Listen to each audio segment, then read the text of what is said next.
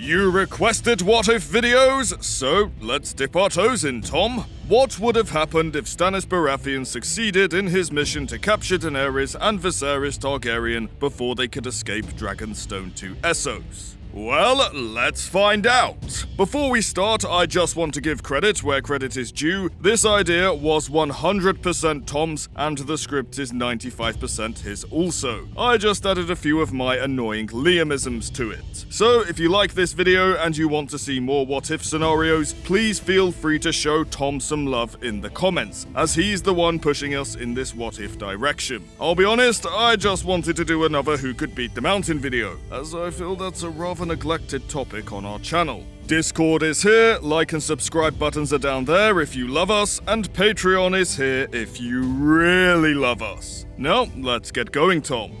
Damn, your intros are so much quicker and more concise than mine. Anyway, on to the scenario. Let me just channel the newly acquired astral projection and time manipulation abilities I learned from Bloodraven's slower brother Dudraven, and off we go. Our main man Stannis has captured the Mad King's sole surviving son and daughter and brings them to King's Landing to Big Bro Bobby B. What's our victorious king's judgment? Hammer time!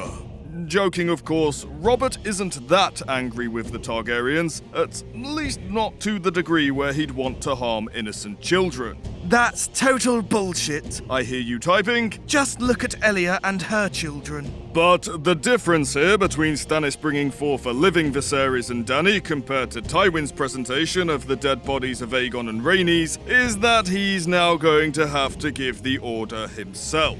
Tywin bailed out Robert big time by allowing him a way out of any personal involvement in the deed himself. You'll have to read it yourself though, I've not quite got my Charles Dance impression to a satisfactory standard yet. Sorry. Also, it's important to mention that 8 months or so have passed between Robert taking King's Landing and this moment. Ned and Robert will have likely mended their rift over the deaths of the Targaryen children with the passing of Lyanna. So, we're going to assume, for the sake of this what-if, that Ned is present in King's Landing, along with Jon Arryn, Robert's current Hand of the King, when Stannis brings forth Viserys and a month-old Daenerys.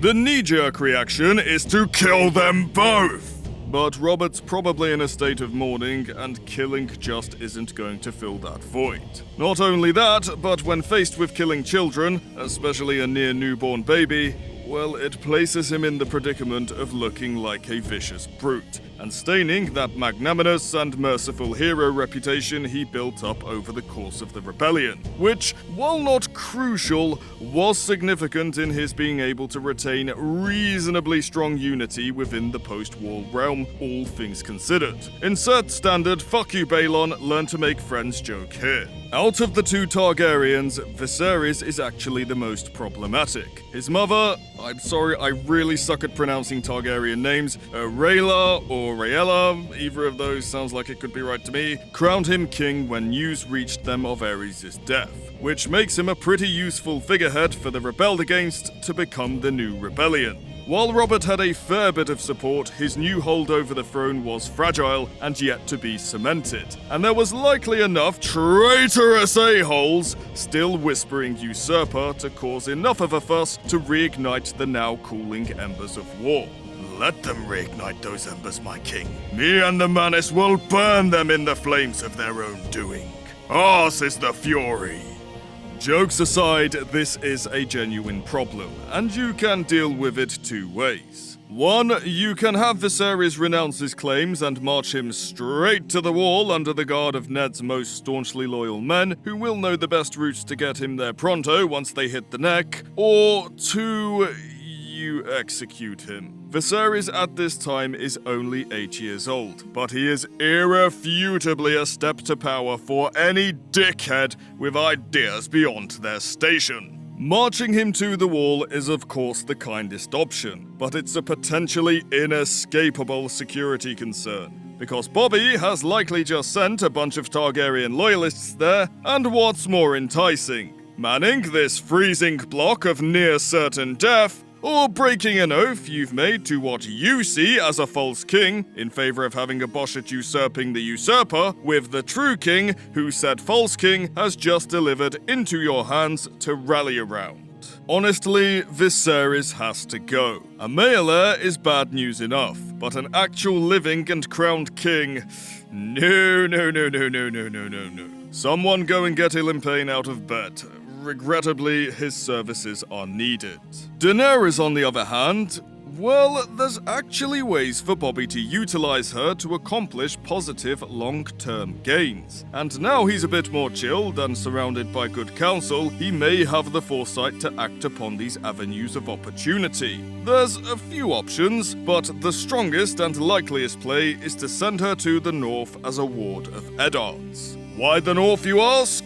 Well, Robert's got two trustworthy choices, Jon Arryn or Ned Stark. Starting with Jon, he's going to be in the capital for the foreseeable future as the Hand of the King. So keeping Dany around in King's Landing when half your bloody council were holdovers from the last dynasty is just asking for that bit of poison to be inevitably poured into your wine. Having Stannis keep hold of her on Dragonstone or Storm's End is also cutting it a little close, despite Manys being Manys, which leaves Ned as the next one you can trust.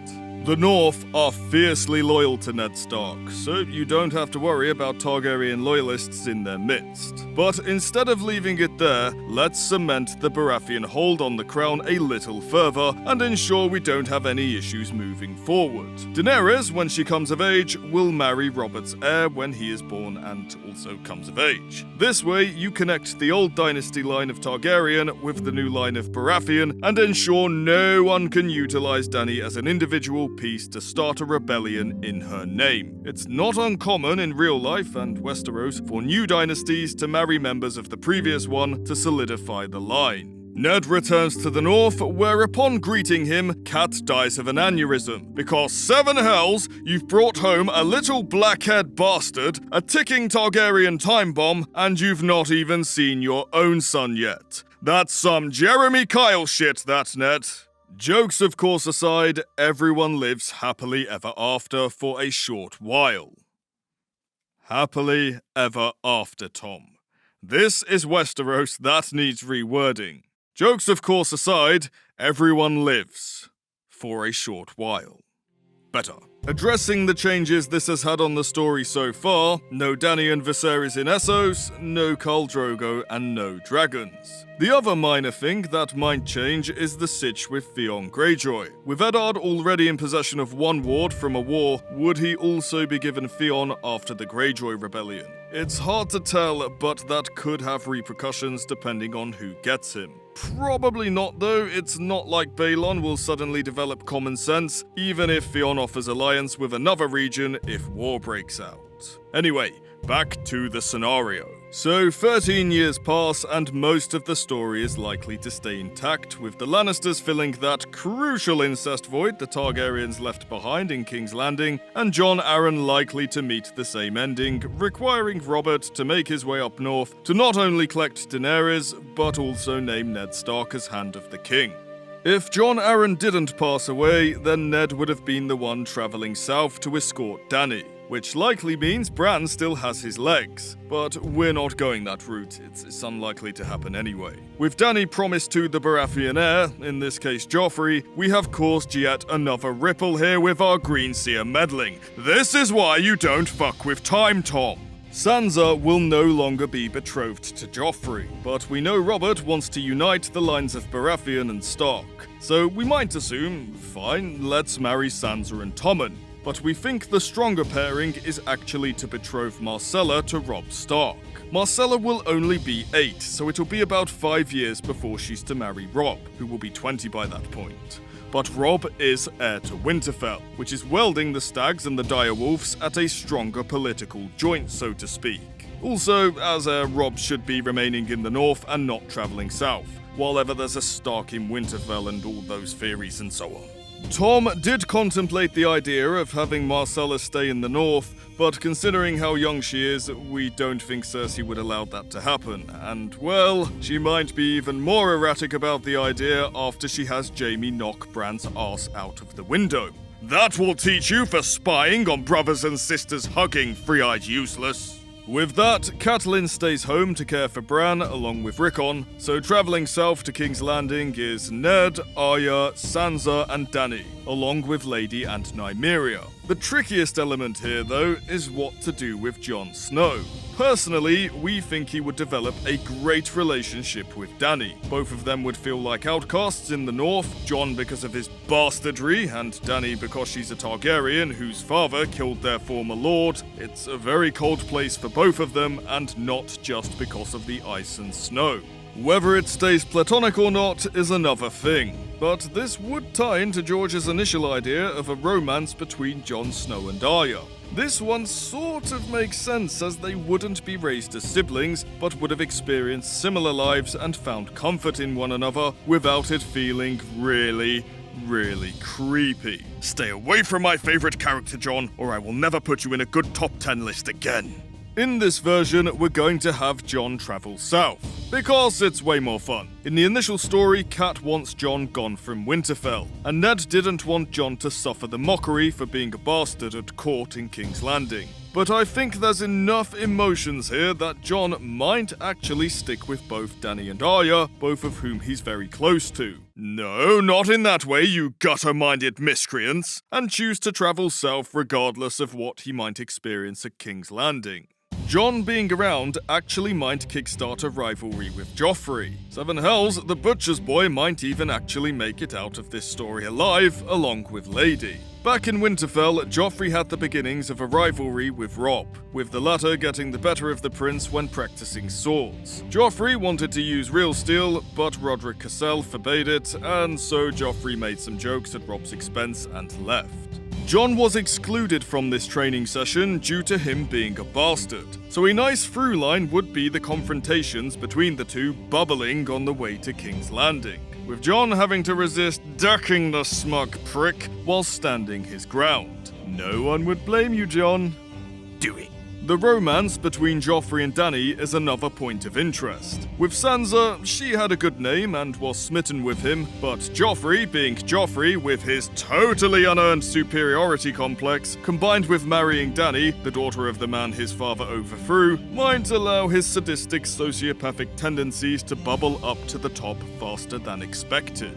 Sansa could also be an issue. She may actually grow jealous of Dany being able to marry Prince Joffrey. At the end of the day, Sansa loves the idea of being a lady of the court and marrying a dashing knight or lord. In Winterfell, she's most likely treated better than Dany, but once the Royal Assembly arrives, it's likely that Sansa starts being pushed aside to the shadows as the spotlight is focused on the future queen. She's only 11, so it's not out of the realms of possibility that she could make a jealous turn for selfish gains. I mean, I really don't see what's to be jealous of Sansa. I know he's supposed to be very handsome in the books, but he's still a piece of shit incest goblin who me and my good friend Manis would like to invite to one of our barbecues. What is my uncle having on this barbecue, Sir Liam? What shall I bring? The answer to both those questions, my prince, is just yourself. Cersei, meanwhile, will be losing her fucking mind and trying to figure out ways to have Daenerys killed or cast aside because of Maggie's prophecy about a younger, more beautiful queen taking her place and casting her down. In this what if, we're going to have the 3 Stark direwolves intact, so Lady, Nymeria and Ghost all make it there. Joffrey avoids being scarred, but his true nature starts to come to the fore with his bullying tactics and mocking. But Jon and Arya have something with a little more bite backing them up. Ghost is also a notably larger direwolf than Nymeria, so that's even more intimidating and likely to keep Joffrey away with his presence alone. When the party arrives at King's Landing, we have another massive change. Instead of the Tournament of the Hand being the big deal, it's going to be a tournament in celebration of the grand wedding set to occur between Joffrey and Daenerys. With a royal wedding, you would expect more guests to be arriving. Look at Joffrey and Marjorie's wedding, for example. The Tyrells were there for obvious reasons, but so were the Martells. This time, the guest list is likely to include Tywin Lannister and his closest men, such as Kevin. Does he bring Gregor? If so, Oberyn probably decides to drop by because the potential of meeting Tywin in person and hopefully Gregor is too much to pass by. Hoster Tully is too ill, so Edmure would go in his place, along with Mace Tyrell from the south. Lysa and Sweet Robin will sit this one out though due to Littlefinger's intervention. Oof, so much potential for drama in King's Landing, Tom. It's overwhelming my green sight. I'm not even sure where it would go next. I can only make out vague signs. Ned possibly still carries out his investigation, and there's no need for Ned and Robert to fall out over assassinating Dany over in Essos. There's going to be obvious friction with all these great houses in one place, especially the ones that have bones to pick with each other. How does Sir Barristan react with Daenerys around? Does Oberyn poison every lion within reach? Does Mace try to get his house into bed with the crown somehow? Does Cersei still move to assassinate Bobby B? Does Varys murder a lord to try and cause a civil war between the factions to help Aegon in his conquest? Does Littlefinger start throwing matches at every flammable relationship he's aware of in order to start his own ladder of chaos? I mean, for those last three, Tom, I don't even think I need the green sight to say with near-on certainty that yes, they do.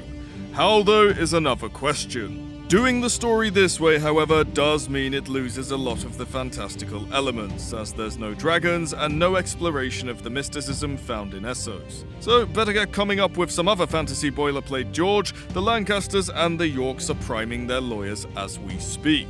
What's that? We've still got Bran, Mel and the others to keep you legally safe? Well played, George. Speaking of which, that reminds us. We also won't see much beyond the wall because we've no real POV in the form of Jon Snow. And without Jon around, Sam is likely to catch a knife in the gut long before he gets the chance to become a POV character. Or kill another to put the method into practice with the Dragonglass, and with Aemon being old as fuck, and the wildlings and their need to get through. Yep, scratch that, everyone at the wall and beyond it is probably screwed. What have we done, Tom? Hope that bit of Targ trim was worth the end of the world, Jon, you bastards! And this is where we're going to leave it off and ask you folks at home what you think would happen next. Sorry guys, we know there's way more factors to consider, but as this is new territory for us, we want to test the waters before launching massively long videos. We've done that quite a bit recently, and watching them tank is honestly quite demoralizing for me and Tom. So if you want us to follow this up with more what-ifs, or maybe even giving this what-if a more in-depth follow-up, let us know by showing the video some love and helping us get it out there.